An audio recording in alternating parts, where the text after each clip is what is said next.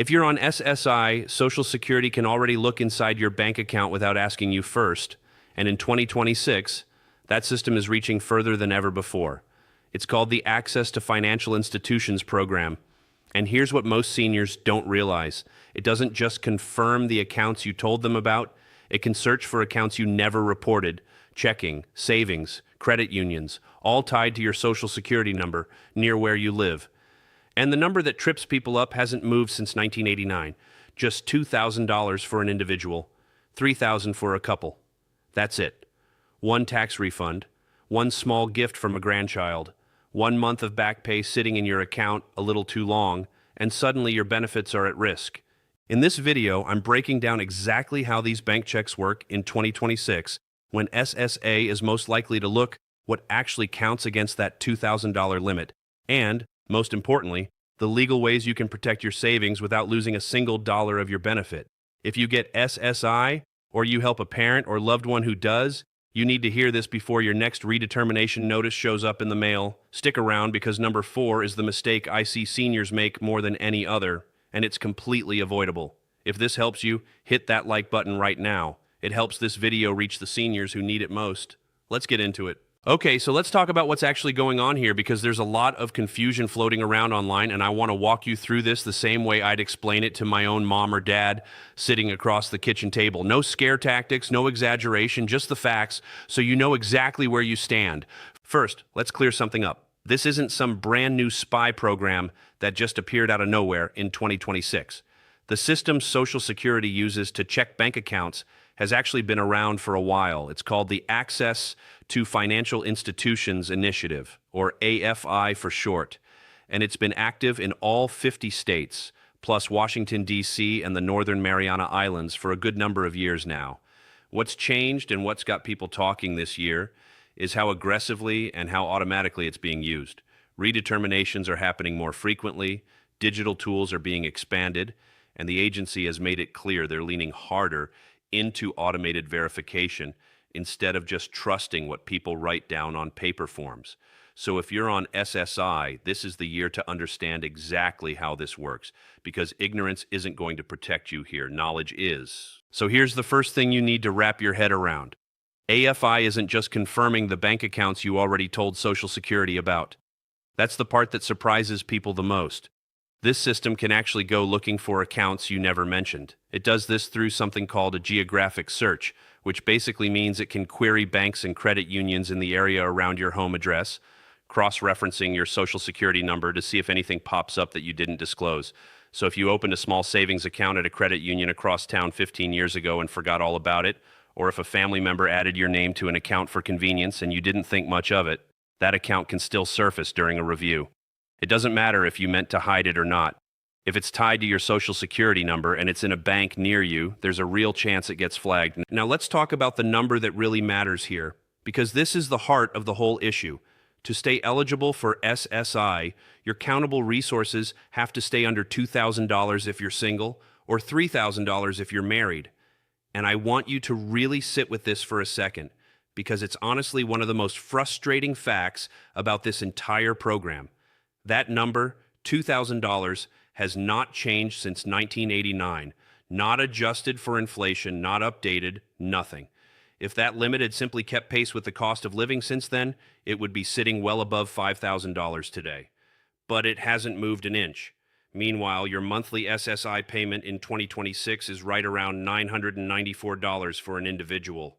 Do the math on that for a second. 2 months of benefits sitting untouched in your account, and you're already brushing up against the ceiling.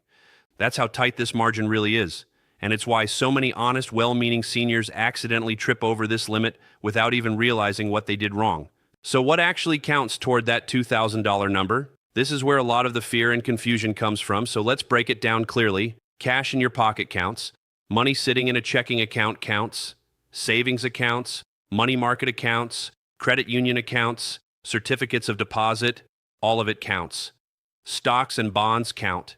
Basically, if it's something you own that could reasonably be turned into cash to cover food or housing, Social Security is going to count it against your limit. Now, on the flip side, there are things that do not count, and this is important. because I don't want you panicking about assets that are actually protected. Your primary home does not count, no matter what it's worth. One vehicle that you use for transportation is excluded. Your household goods and personal belongings are excluded.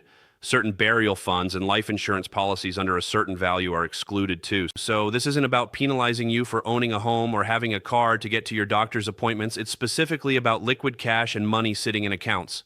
Here's a scenario that plays out more often than you'd think, and it's exactly the kind of thing that catches people off guard. Let's say your granddaughter loves you and wants to help, so she deposits $500 into your account as a birthday gift. Sweet gesture, right? Or maybe you get a small tax refund from the IRS. Or maybe Social Security itself owes you back pay from a previous underpayment, and that lump sum lands in your account all at once.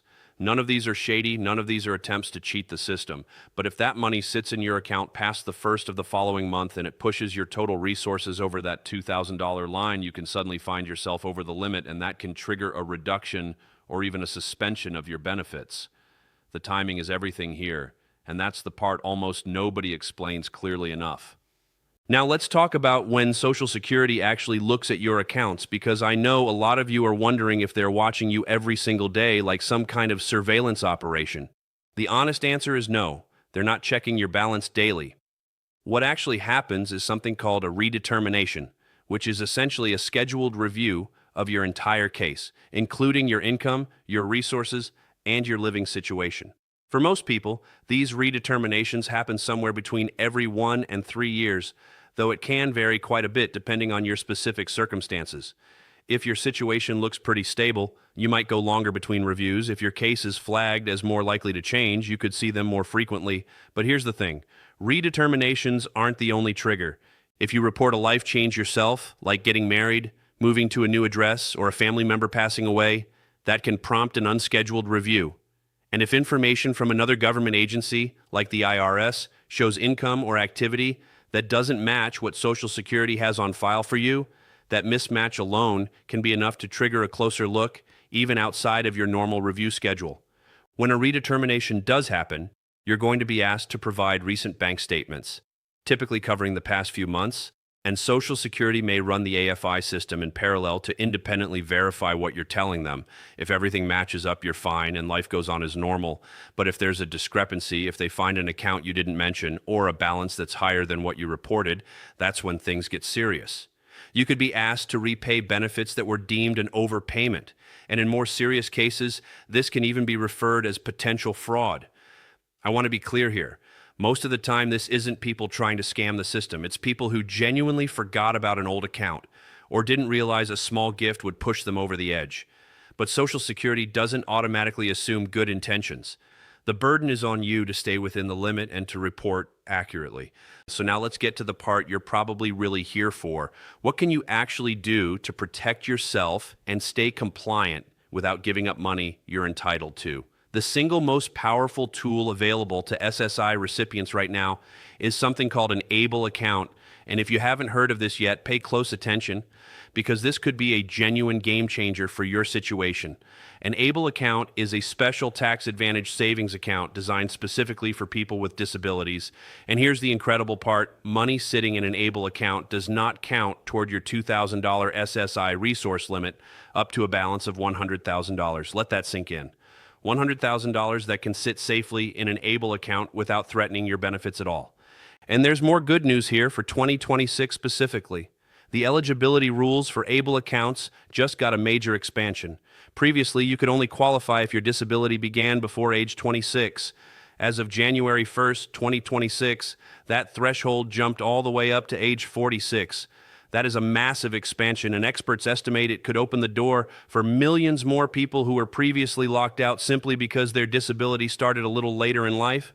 On top of that, the annual contribution limit for these accounts is now $20,000 a year, and if you're employed, there's a provision called Able to Work that can let you contribute even more above that standard limit. So if you or someone you love is on SSI and hasn't looked into opening an ABLE account, this is genuinely one of the most important financial moves you can make in 2026.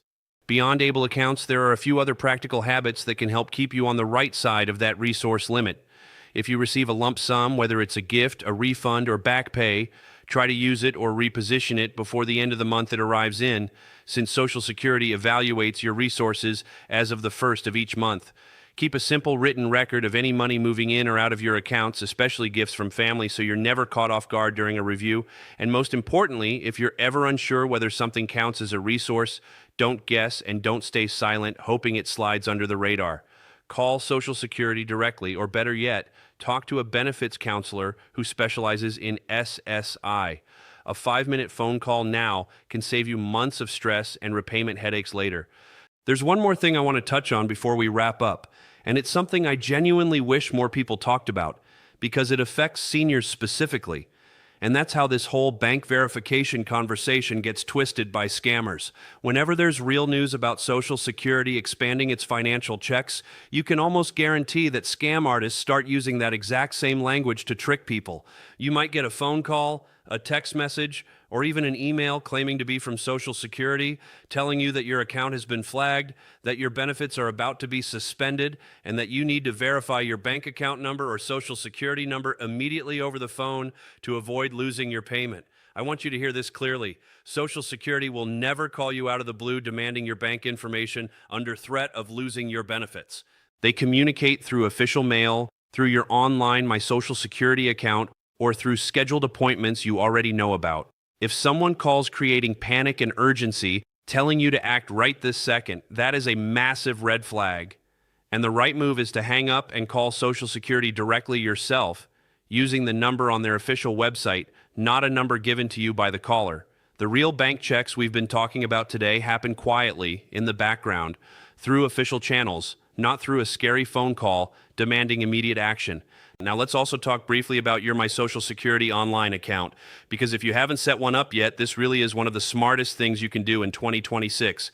Having this account gives you direct 24/7 access to your own information. You can see your payment history, update certain details, and in many cases catch discrepancies before they ever become a bigger problem during a redetermination. If technology isn't your strong suit, that's completely okay. You're not alone, and plenty of seniors feel exactly the same way. Ask a trusted family member, a grandchild, or even a local senior center to help you get it set up just once. After that initial setup, it becomes a lot easier to check in periodically and make sure everything lines up with what you expect. I also want to gently address something that comes up constantly in the comments whenever we cover topics like this, and that's the fear factor. A lot of seniors watching videos like this one start to feel like Social Security is out to get them, like every dollar is being watched with suspicion, and like one small mistake will end their benefits forever. I understand exactly where that fear comes from, especially with a resource limit that hasn't budged since 1989, while everything else in life has gotten more expensive. But I want to reassure you of something important.